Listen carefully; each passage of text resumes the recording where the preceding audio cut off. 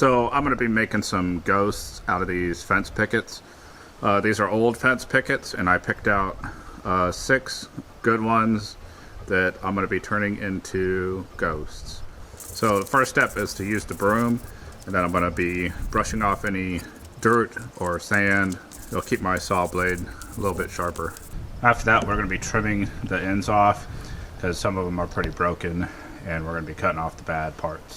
And for that, I'm going to take it over to my miter saw and chop off the worst end off of each one. So I just freehand draw approximate where the eyes and approximate where the mouth is going to go and how big. Once we have the eyes and mouth roughly drawn on there, I'm going to use the drill press. Then I'm going to drill out the eyes with this Forstner bit, and then I'm going to put a hole where the mouth is.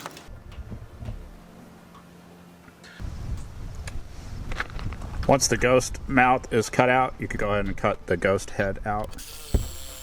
And I'll use the jigsaw for that as well.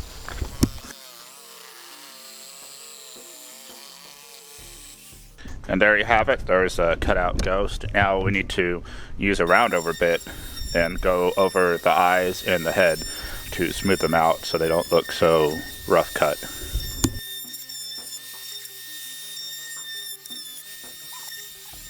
Next, we're going to paint these boards. I'm going to do a couple different options in paint. For some of them, I'm just going to brush lightly with a white paint.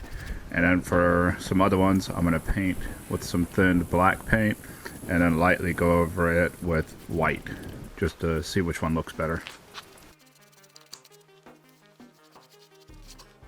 So I put some eyebrows on all of them, and then I used a stencil and some black and orange paint to spray paint Boo on them.